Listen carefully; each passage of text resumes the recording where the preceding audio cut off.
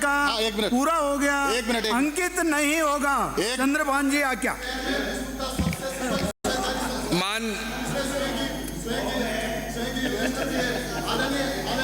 अंकित नहीं होगा, आपका समय चालू है। माननीय सभापति महोदय, मुझे आप मांग संख्या 50 और मांग संख्या 55 पर बोलने का मौका दिया, उसके लिए धन्यवाद। सहकारिता में सब एक के लिए, एक सबके लिए, और सहकारिता का काम जिस प्रकार महाराष्ट्र में है, जिस प्रकार गुजरात में है, जिस प्रकार गोवा या दूसरे राज्यों में है, उस प्रकार का सहकारिता का काम राजस्थान में कैसे हो, उसके लिए मंत्री जी मेरे जिले के हैं, एक बार वहाँ विधायकों की कमेटी बनाकर भेजना चाहिए कि सहकारिता का काम कैसे होता है। और सहकारिता के माध्यम से मैं आज जिस जगह खड़ा हूँ तो सहकारिता में उसे बहुत बड़ा आशीर्वाद है, क्योंकि मैं लंबे से टाइम तक केंद्रीय सहकारी बैंक का चेयरमैन रहा हूँ, और उसी कारण आज उनके आशीर्वाद से मैं यहाँ पहुँचा हूँ। माननीय अध्यक्ष महोदय, राजस्थान में 29 केंद्रीय सहकारी बैंक है, 36 भूमि विकास बैंक चेयरमैन है, पर उन बैंकों की हालत, भूमि विकास बैंक की हालत बहुत ज़्यादा खराब है, काफ़ी केंद्रीय सहकारी बैंकों की हालत भी खराब है। इसलिए सबसे पहले खराब होने का कारण जो ऋण माफी हुई है, और ऋण माफी में उन बैंकों को पैसा वापस नहीं मिला, भले सीसीबी का हो, भले भूमि विकास बैंक का हो। तो माननीय संसदीय कार्य मंत्री विराज रहे हैं, मंत्री जी विराज रहे हैं, तो मेरी रिक्वेस्ट है कि उन भूमि विकास बैंक नहीं डूबे, केंद्रीय सहकारी बैंक नहीं डूबे, वहाँ जो ऋण माफी हुई थी, ऋण माफी का पैसा आज दिन तक बाकी है, वो पैसा उन बैंकों को मिले। तो जो आने वाले दिनों में उन बैंकों की हालत बहुत खराब हो जाएगी। इसलिए मंत्री महोदय, उन बैंकों का पैसा अपन सरकार से वापस ब्याज सहित अगर अपन लौटाएंगे तो आज बहुत बड़ा काम होगा। माननीय अध्यक्ष महोदय, सभापति महोदय, सभी पंचायत हेडक्वार्टर पर पैक्स और लैंप्स खुलनी चाहिए, सभी पंचायत समिति हेडक्वार्टर पर मार्केटिंग खुलनी चाहिए, क्योंकि हर जगह पंचायत समिति और ग्राम पंचायत पे, हर पंचायत पे अगर पैक्स और लैंप्स होगी तो छोटे छोटे टुकड़ों में काफ़ी काम होगा।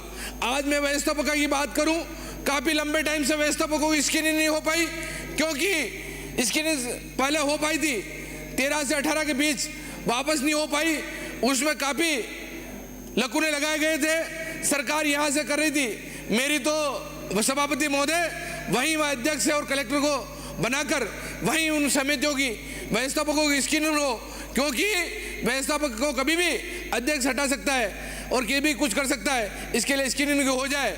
माननीय सभापति महोदय, और बैंक के कर्मचारियों की हर साल डीपीसी होनी चाहिए, बहुत से बैंकों की डीपीसी होती है, क्योंकि चित्तौड़गढ़ राजस्थान में कोई केंद्रीय सहकारी बैंक, राजस्थान का टॉप मोस्ट बैंक चित्तौड़गढ़ का है, भूमि विकास बैंक भी राजस्थान में, भूमि विकास बैंक भी बहुत अच्छा है, इसलिए बहुत सी योजनाएं चित्तौड़ के नाम से चलती है।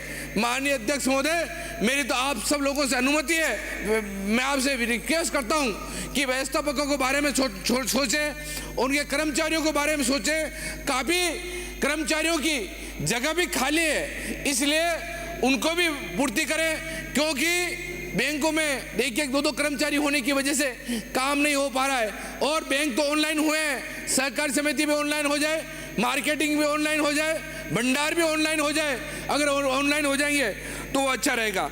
माननीय सभापति महोदय, एसटी लोन में पहले 1.5 लाख रुपए दे रहे थे, अभी 1.5 लाख रुपए नहीं मिल रहा है, 15-15, 20-20 हज़ार रुपए मिल रहे हैं। माननीय उनको भी 1.5 लाख रुपए मिले, पिछली सरकार ने या 15-15 हज़ार रुपए देकर वो बढ़ा दिए थे, इसलिए प्रत्येक किसान को 1.5 एसटी लोन हो। और आज उनमें इंश्योरेंस नहीं हो रहा है, किसी भी किसान की अगर डेथ हो जाती है तो इंश्योरेंस नहीं हो रहा है, इसलिए स्वैच्छिक, सभापति 2 मिनट का टाइम और दे दो, स्वैच्छिक इंश्योरेंस होना चाहिए, जो चाहे वो इंश्योरेंस करवा ले, जो चाहे नहीं हो करवाए, तो इसलिए इंश्योरेंस होना चाहिए। एक प्रीमियम बहुत ज़्यादा आ रही है तो उसकी प्रीमियम भी कम हो।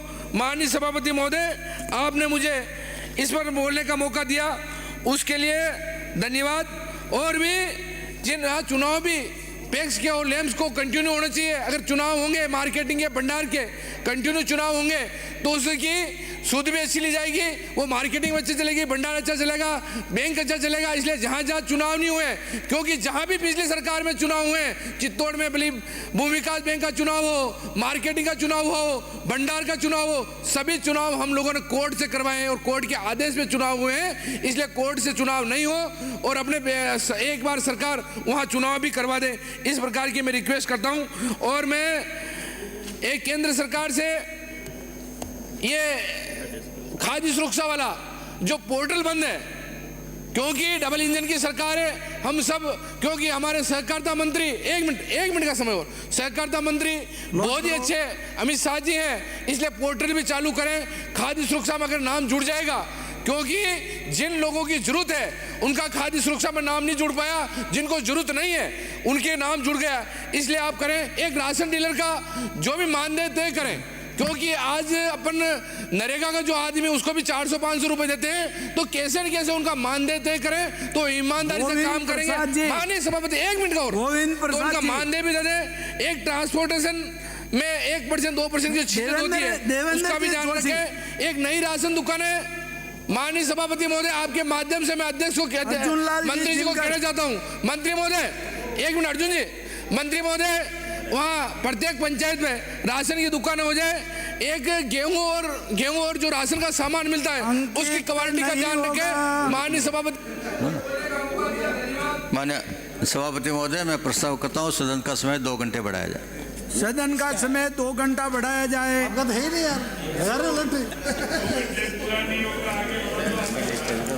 अर्जुन लाल जी, ये बोले खड़े हो गए। अर्जुन लाल जी जिनकर, 12 या 13। माननीय सभापति महोदय,